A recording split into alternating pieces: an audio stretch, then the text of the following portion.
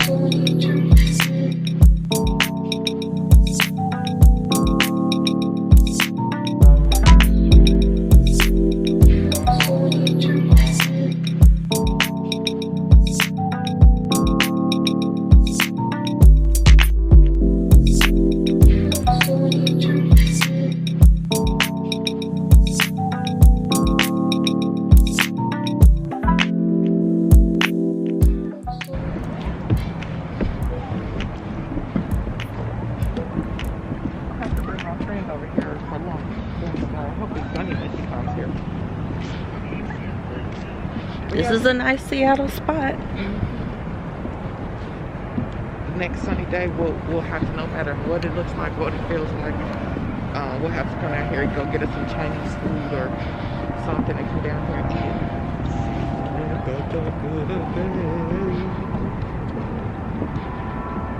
eat. Listening to what God has to say.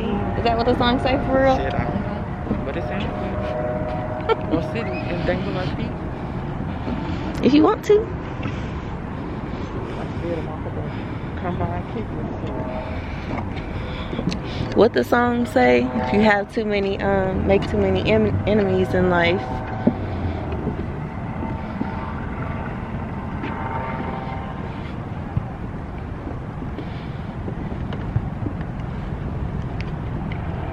Then you gotta watch your back.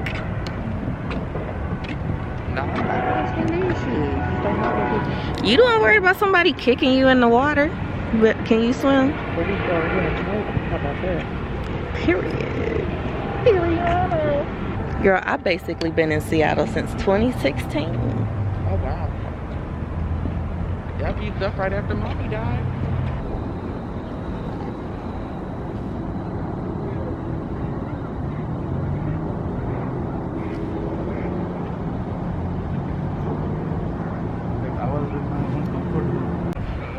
Mom, do you want to tell the vlog why you want me to read this book?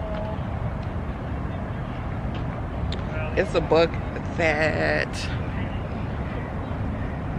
will help you to gain the confidence that you need to be okay when bullshit come around. It allows you to be whole in your awkwardness.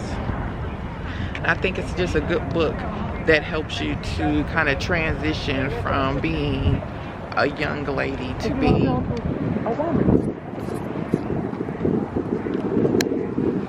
And how did you find out about the book?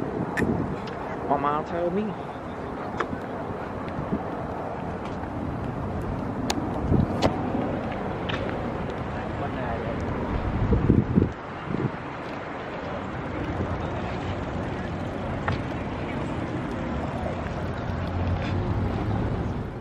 Hello everyone, welcome to my channel. Hello Alexys. My name is Alexys, and on today's video I want to talk to you guys about a book that I'm getting into. Now before I get into today's video, if you are not subscribed to my channel, go ahead and pause the video right here, subscribe. Did you turn on your post notifications? hit the bell, yeah, hit the bell so you can be notified next time I upload. Also, it would really help me out if you are already subscribed to this channel and you are a part of the post notification gang. Can you leave me a voicemail? Y'all work too much. Can you leave me a comment below? Just leave me a comment saying notification gang if you do already have your notifications on. So yeah, let's get into this book. Oh, you guys, I am on a journey. If you guys have been following me, then you know some of the things that I am working through as 2020 comes to an end. So I found this blog called Thriving Sisters, and they have a 21-day challenge, which is targeted for men or women who, primarily women, but men or women who are going through a separation or a divorce or just a time in their life where they're needing to reclaim their sense of self-care, peace, and confidence. So I thought that this would be a appropriate and on-time challenge for me to participate in. So the challenge is called I'm a Single, Gorgeous, Independent Sister 21-Day Challenge. Day one's challenge is to dive into a new book, whether it's a self-help book, a novel, or an autobiography, just whatever floats your boat basically. The book that I decided to get lost in is called In the Meantime, Finding Yourself and the Love You Want by Iyanla Vanzant. So before I talk about the book, funny thing enough, so I know I've told you guys in the past that I have gotten a few kind of like callback or next phase requests for reality TV opportunities.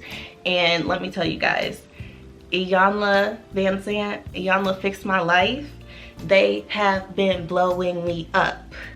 So some months back, you know, before I moved out of my marital home or whatever, I had submitted some information, an application to Iyanla's show, and they have been emailing me, texting me nonstop since then.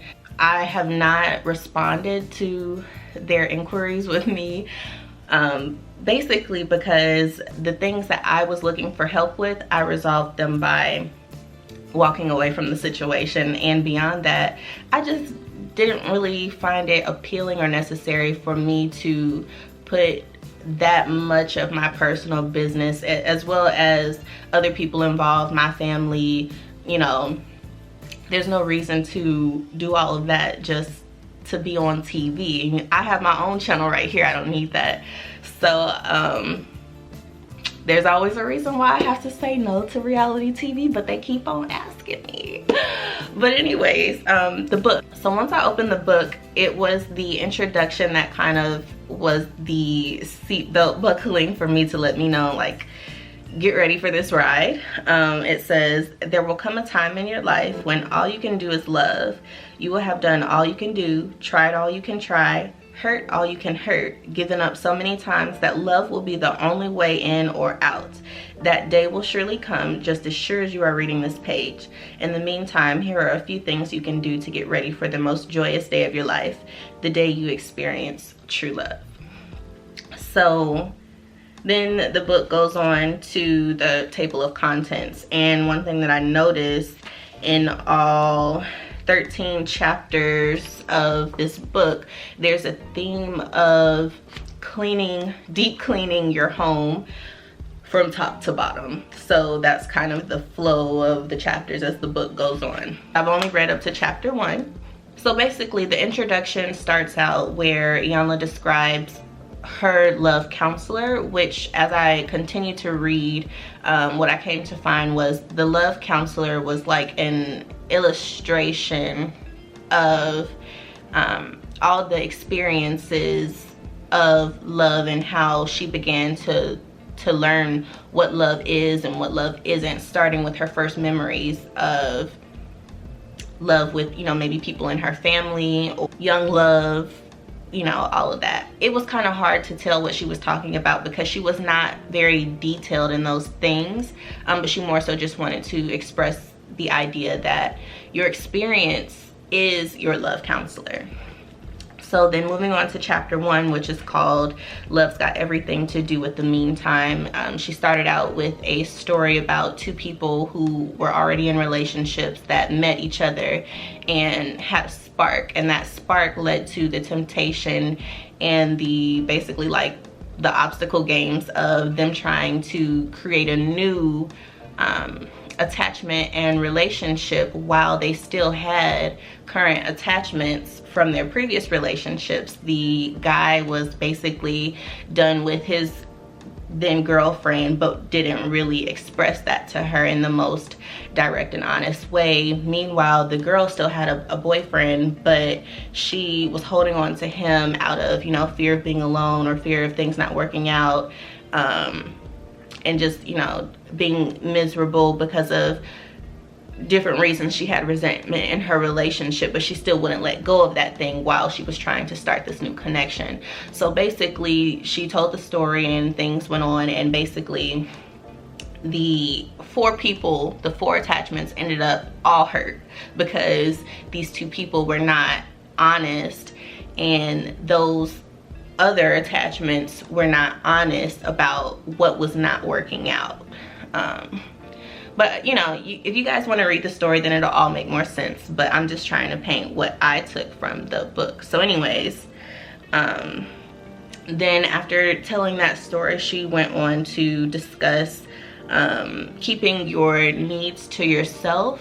So for instance, within those 4 attachments, those 4 people had things that they were looking for, but to be honest, those 4 people were looking for things that really was within themselves the whole time. So like the guy who didn't want to explain to his girl that, you know, she was no longer, you know, what he needed. He had to explain that to her, but because he didn't, everyone ended up hurt, you know. Whereas if you're just upfront and honest about things, not only do you decrease the chances of creating a huge mess, but you're able to address things within yourself that you truly need to heal from in order to move on and evolve. She does speak about God in the book and talks about how the things that we're looking for in others is looking for a love that God has instilled in us ourselves, but we still tend to look for other people because it's not it's kind of a cliche to say I'm happy and I'm in love because God is love and God is in me. Like, that's not tangible enough for the everyday mind. Taking responsibility for the things that you're looking for outside of yourself. If you take responsibility for those things, then you make less of a mess, and you know, it's easier to clean up after yourself than it is to clean up after a whole party of people. So then she talks about the 13 reasons why people are seeking their needs of love and attachment, validation, all of that in other people. And some of those reasons were that people tend to ignore all of the signs, red flags. Some people are afraid of being alone. Some people confuse niceness for romance. You could be caught up in the packaging or the promise of potential in somebody, forcing your desires onto another person, giving ultimatums, settling for the first person that shows you interest, believing that what someone did to someone else they will not do to you, as well as just simply acting like you don't know the truth when it's in your face. Good sex, just the simple fact that you're staying somewhere where you're just utterly miserable, or trying not to hurt someone's feelings. Those are things that can lead you to looking for love basically in the wrong places and leading to dark and unhealthy patterns. So the next part of the chapter is called Love is Nothing That Gives You Everything. So she talks about a woman who was born with, I think it's cerebral palsy, and she basically could only utilize one of her toes, her big toe, and something else. But the lady ended up teaching herself how to type with one big toe, and she wrote her whole book and basically talked about how it was her trust and faith and patience that she was able to teach herself to do all of these things that were impossible for her. She had to look within herself for these things, because outside of herself she just didn't have it, obviously. And that's something that a lot of people have a hard time with, even when they have access to, you know, all of their limbs, everything works, they're able-bodied, you have a sound mind, you know, you just don't use it that often or that well. When you choose not to use your internal tools, you end up resisting your healing instead of confronting your feeling. And so, you know, when you don't confront your healing, you tend to walk around with a lot of baggage, which makes the meantime a lot harder to deal with. I know in my experience, I've been going through a divorce for about 9 months now, and I have had a lot of ups and downs. I know in the beginning I was super happy to be free in a way, and then like towards the middle-ish to almost now, I've been like really dealing with my emotions and, you know, having periods of depression or periods where my body is just way more emotional than I really feel. I cry a lot now, but I do notice that I am more in control of my meantime than I really thought that I was. I have tools, you know, within me, my self-esteem, my self-awareness, my faith, my determination and ability, my dreams, my goals. Those are the things that motivate me to get up out of my funk and make my meantime a lot more productive. I hate to use the word productive because I don't want it to sound like I'm being like emotionless about it, because that, I mean, you guys can probably tell, but I've been getting into myself and really just allowing myself to feel my way to my next step, and I feel really good about it. The last part of the chapter is titled "Am I in the Meantime?" And so there's a few scenarios that she gives as examples to, you know, if you are actually in the meantime. So it's kind of like, I've defined the meantime, now let me tell you where you stand and if this book is appropriate for you. And a lot of the examples were about, like I said, separation, divorce. Maybe you have been single for years and haven't been on a date, or maybe in the last 9 months you've been on 6 dates with 5 different people. And there were other reasons other than just dating, but again, dating and relationships is the main place where we look and find love. But basically, after illustrating and defining the meantime, and also providing a platform to identify where you stand in the meantime, she also stated that the meantime is meant to be protective and preparatory. And what that means is that you shouldn't feel bad about being in the meantime. Like I said, I've had to deal with a lot of emotions recently, and it's gotten to the point where I just cry and laugh about myself, you know, like, girl, I can't believe you sitting here crying like that, you know, but I got you, you know, you good, let it out. I am showing myself compassion when it comes to the emotions that I have to go through in the meantime. And by doing that, you allow yourself the platform to pick yourself up in a way that you understand all of your pieces. So the very last example of chapter 1, I thought this was very interesting. Some of you guys that have been following me, I'm sure you know I study psychology, so this is just something that really caught my attention. But she talked about how your birth affects your behavior pattern.